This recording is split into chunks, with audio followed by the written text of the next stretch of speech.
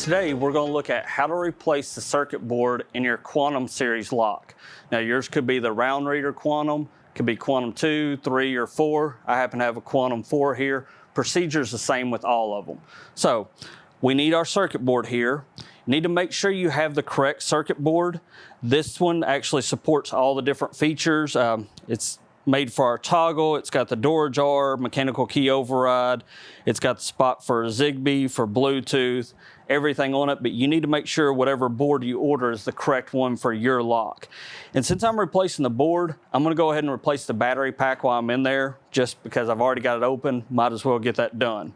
So I'm gonna take my lock, set these pieces over to the side for a moment, take my lock, and I'm just gonna open the back housing. These are I believe it's T20. Yeah, it's a T20 security screw on the back. So I'm just gonna run those two screws out. And I'm gonna set this to the side.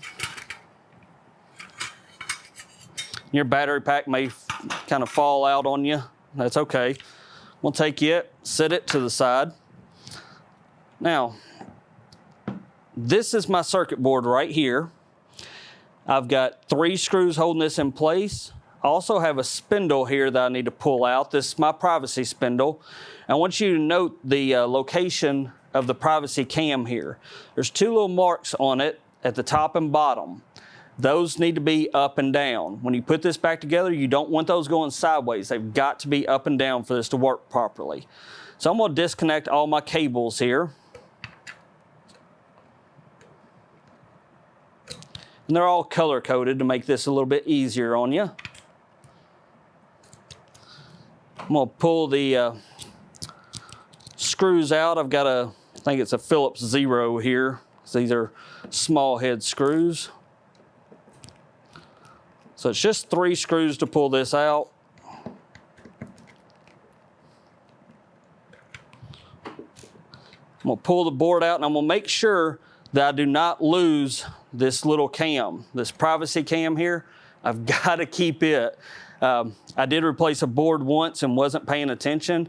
The cam was kind of stuck to the board while I pulled it out. I threw it in the trash. Then I had to go digging through the trash to find the privacy cam. So make sure you keep up with that. You'll see my new one actually has a housing on it, a little bit nicer. This is just kind of the, I believe the upgraded version of it. It's got all this housing to cover it all up. I'm gonna pop that privacy cam in there, and you can see from the back side where that cam sits that it actually is not tripping the switch right now. If it were turned sideways, it would trip that switch. So I wanna make sure it's up and down so that switch is extended right now. I'm gonna go ahead and put this back in.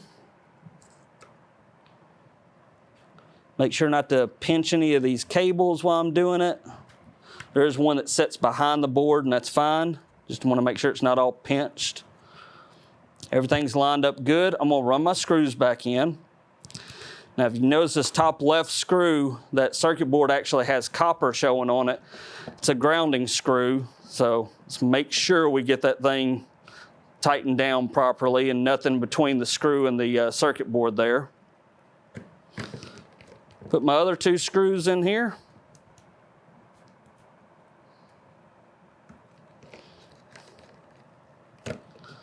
I'm double checking my privacy cam there. The marks on it are up and down like they should be. I'm gonna slide the privacy shaft back in there, that spindle. I'm gonna plug my reader back in, plug in all my other pieces.